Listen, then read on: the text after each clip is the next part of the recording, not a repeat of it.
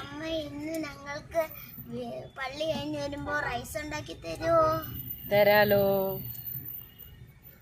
അങ്ങനെ മക്കളുടെ ആഗ്രഹപ്രകാരം ഞാൻ ഇന്ന് റൈസ് വെക്കാമെന്ന് തീരുമാനിച്ചു. അതിന് വേണ്ടി 2 ഗ്ലാസ് അരി എടുത്ത് നല്ല വൃത്തിക്ക് കഴുകി 3-4 വൃത്തി കഴുകി ഞാൻ അതിനെ എടുത്ത് കഴുകി വൃത്തിയാക്കി വെച്ചിട്ട് നല്ല വെള്ളത്തോടു കൂടി അടുപ്പിൽ വെച്ച് വേവിക്കാൻ തീരുമാനിക്കുകയാണ്.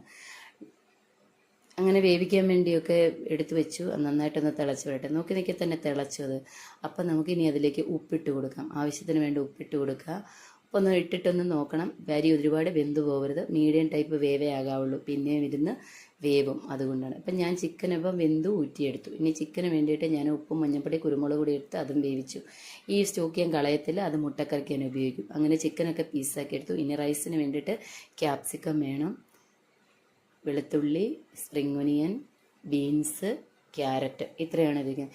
ഇനി നമുക്ക് ചിക്കനും മുട്ടയും. ഇനി സോസ് എടുത്തിരിക്കുന്നത് ഡാർക്ക് സോയ സോസും ടൊമാറ്റോ സോസുമാണ് എടുത്തിരിക്കുന്നത്. എല്ലാം ആവശ്യത്തിന് മാത്രം ചേർക്കുക. അപ്പം ഞാൻ ഇനി ഒരു കടായി എടുത്തടുപ്പത്ത് വെക്കുകയാണ്. ചുവട് കെട്ടിയുള്ള പാത്രം തന്നെ വയ്ക്കുക.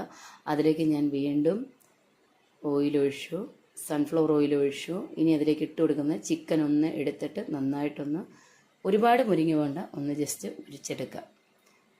ഒന്നും കൂടെ ഒന്ന് ഡ്രൈ ആയിട്ട് കിട്ടാൻ വേണ്ടി അതിനകത്ത് വെള്ളമൊക്കെ മാറി നല്ല വൃത്തിയാവാൻ വേണ്ടിയിട്ട് ഒന്നും കൂടെ വെക്കുക. ഇനി അതിലേക്ക് ഞാൻ ഇച്ചിരി ടൊമാറ്റോ സോസും കുരുമുളക് പൊടിയും ഇട്ട് കൊടുക്കും. അപ്പോൾ അതൊന്നാവട്ടെ. അന്നത്തേക്കും കുരുമുളക് പൊടി ഇടാൻ പോവുകയാണ്. കുരുമുളക് പൊടി ഇട്ടു.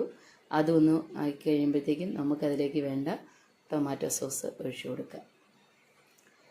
ടൊമാറ്റോ സോസ് ഞാൻ കാണിച്ചില്ലായിരുന്നു. ടൊമാറ്റോ കിസാൻ്റെ ടൊമാറ്റോ സോസ് എടുത്തു. ഇവിടെ എല്ലാവർക്കും കിസാൻ്റെ ടൊമാറ്റോ സോസാണ് ഇഷ്ടം കേട്ടോ.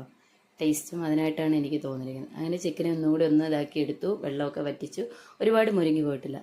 ആ പാനിനകത്ത് തന്നെ നമ്മളിനിയും അതിനകത്തോട്ട് ശകലം കൂടി എണ്ണ ഒഴിച്ചിട്ട് അതിലോട്ട് വീണ്ടും മുട്ട ഇട്ട് കൊടുത്തു. മുട്ടയ്ക്കകത്തൊരു ഉപ്പിട്ടാണ് വെച്ചിരിക്കുന്നത്. പിന്നെ കുരുമുളക് പൊടി വിതറിയിട്ടുണ്ട്. കുരുമുളക് പൊടിയും വിതറി അതിനെയും ഒന്ന് ഡ്രൈ ആക്കി എടുക്കാൻ പോവുകയാണ്. അതിൽ നിന്ന് മുട്ടയും കോരി മാറ്റിയ ശേഷം നമ്മൾ ഇതിനകത്തോട്ട് വീണ്ടും ഓയിലൊഴിക്കുകയാണ്. വീണ്ടും ഓയിലൊഴിച്ച ശേഷം ഞാനതിലേക്ക് വീണ്ടും സൺഫ്ലവർ ഓയിൽ തന്നെയാണ് ഒഴിച്ചിരിക്കുന്നത്. ഇനി അതിലേക്ക് ഞാൻ ഇടാൻ പോകുന്നത്, ആദ്യം ഇടാൻ വന്ന എണ്ണയ്ക്കകത്തോട്ട് ഗാർലിക്കാണ് ഇടാൻ പോകുന്നത്. വെളുത്തുള്ളി ഒന്ന് ജസ്റ്റ് ഒന്ന് അതിൻ്റെ ഒരു ഇതായി വരട്ടെ. ഒരു 7-8 ഇതുണ്ട്. പിന്നെ ഇട്ടിരിക്കുന്നത് നമ്മുടെ സ്പ്രിംഗ് ഒനിയനാണ്. അതും അധികം മൂത്ത് പോകുന്നതിനിപ്പുറം തന്നെ ഇനി ഇട്ടിരിക്കുന്നത് ബീൻസും ക്യാരറ്റുമാണ്. അത് വിട്ടു. അതും ഒന്ന് ഇതാവട്ടെ. അത് ആയി കഴിയുമ്പോഴത്തേക്ക് നമുക്ക് അതിന് വേണ്ട കാര്യങ്ങളൊക്കെ ചേർക്കാം. ഇതിലേക്ക് ചേർക്കുന്നത് കുരുമുളക് പൊടിയാണ്. ഈ കുരുമുളക് പൊടിയും ഇട്ട് അതിനെ ഒന്നുകൂടി ഒന്ന് വഴറ്റിയെടുക്കും. സോയാ സോസ് ഒഴിച്ചു. ഒന്നും കൂടി അതിനെ ഇളക്കി എല്ലാം നമുക്ക് എടുത്ത് മാറ്റാം. ഇതിൻ്റെ ഉപ്പ് നമുക്ക് ചേർക്കാം. ഇതിന് വേണ്ട ഉപ്പ് ചേർക്കാം. ഒരുപാട് ഉപ്പ് ചേർക്കരുത്. സോയാ സോസും ടൊമാറ്റോ സോസും ഒക്കെ ചേർക്കുന്നത് കൊണ്ട് ഒരുപാട് ഉപ്പ് ചേർക്കരുത്. നോക്കിയിട്ട് മാത്രം ഉപ്പ് ചേർക്കുക. ടൊമാറ്റോ സോസ് ഒഴിച്ചു. ഇനി നമ്മൾ ഇതിനകത്ത് ചേർക്കാൻ പോകുന്നത്, അതൊന്ന് മൂത്ത് വരട്ടെ. അത് കഴിഞ്ഞ ശേഷം നമുക്കതിലേക്ക് ഇനി അടുത്തത് വിനെഗറാണ് ചേർത്ത് കൊടുക്കുന്നത്. വിനെഗർ ഒരു 3 സ്പൂൺ അടുപ്പിച്ച വിനെഗർ ഇതിനകത്ത് ചേർത്തിട്ടുണ്ട്. അതിലേക്ക് നമുക്കിനി ക്യാപ്സിക്കം ഇട്ട് കൊടുക്കാം.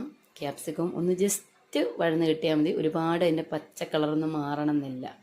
ഒന്ന് ജസ്റ്റ് മാറി. ഇനി അതിലേക്ക് ആവശ്യത്തിന് ഉപ്പിട്ട് കൊടുക്കുക. എല്ലാം ഉപ്പിടുമ്പം ഈ പച്ചക്കറിക്ക് ആവശ്യത്തിനുള്ള ഉപ്പ് മാത്രം ഇട്ട് കൊടുക്കുക. വീണ്ടും ഞാൻ ഈ പച്ചക്കറിയിൽ വീണ്ടും കുരുമുളക് പൊടി ഇട്ട് കൊടുക്കുന്നുണ്ട്. കുരുമുളക് പൊടിയാണ് ഇതിൻ്റെ മെയിനായിട്ടുള്ള എരിവ്. അപ്പോൾ നമ്മൾ ആവശ്യത്തിന് കുരുമുളക് പൊടിയും ചേർത്ത് കൊടുത്തു. കുരുമുളക് പൊടിയും ചേർത്ത് കൊടുത്ത ശേഷം ഞാൻ ഇനി ഇതിലേക്ക് റൈസ് ഇടാൻ പോവുകയാണ്. റൈസ് ഇട്ടു. റൈസിന് മുന്നേ ഞാൻ അതിനകത്ത് പറയാൻ വിട്ടുപോയി. ഞാൻ 1 ടീസ്പൂൺ പഞ്ചസാര ചേർത്തിട്ടുണ്ട് കേട്ടോ. അത് ഞാൻ നിങ്ങളോട് പറയാൻ വിട്ടുപോയി. അപ്പോൾ ഇതിനെ നന്നായിട്ട് ഇളക്കി യോജിപ്പിച്ച് നല്ല രീതിയിൽ അതിൻ്റെ അടിയിൽ കിടക്കുന്ന ആ സോയാ സോസും ഇതും എല്ലാം ഉണ്ട്. അപ്പം മിക്സ് ചെയ്ത് നല്ല വൃത്തിയായിട്ട് എടുക്കുക. ഒട്ടും റൈസ് വെന്ത് പോയിട്ടില്ല. നല്ല ഇതായിട്ട് തന്നെയാണ്. എനിക്ക് പകുതി വേവേ ഞാൻ വേവിച്ചുള്ളൂ. പിന്നെ അത് ചൂടോട് കൂടി വെന്തതാണ് കേട്ടോ. അങ്ങനത്തെ ഇതുണ്ട്. മണിമണിയായിട്ട് നല്ല രീതിക്ക് വിടർന്ന് തന്നെയാണ് കിടക്കുന്നത്. നന്നായിട്ടൊന്ന് യോജിപ്പിച്ചെല്ലാം കഴിഞ്ഞ് ഇതാണ് കിടക്കുന്നത്. അപ്പോൾ അതങ്ങനെയായി. നോക്കി നല്ല വൃത്തിയായിട്ടുണ്ട്. അപ്പം നിങ്ങൾ വേവിക്കുമ്പോൾ ഒരുപാട് വേവിക്കാതിരിക്കേണ്ട ശ്രദ്ധിക്കുക. പിന്നെ ഇപ്പം ഞാൻ ഇതിലേക്ക് ഇടുന്നത് നമ്മുടെ മുട്ടയാണ് ഇടുന്നത്. മുട്ട എന്നിട്ട് നമുക്ക് ഇതിനകത്തൊന്ന് ഇളക്കി ഒന്നും കൂടെ ഒന്ന് യോജിപ്പിക്കാം കേട്ടോ.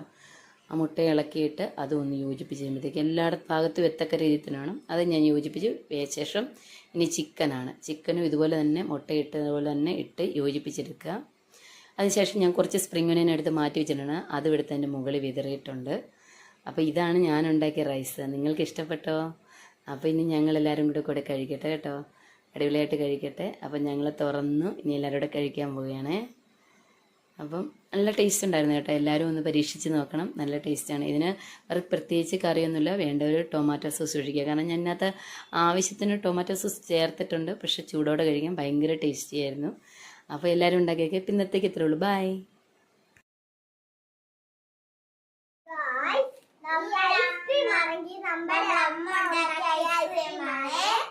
നമുക്കൊന്ന് കഴിച്ചു നോക്കാം.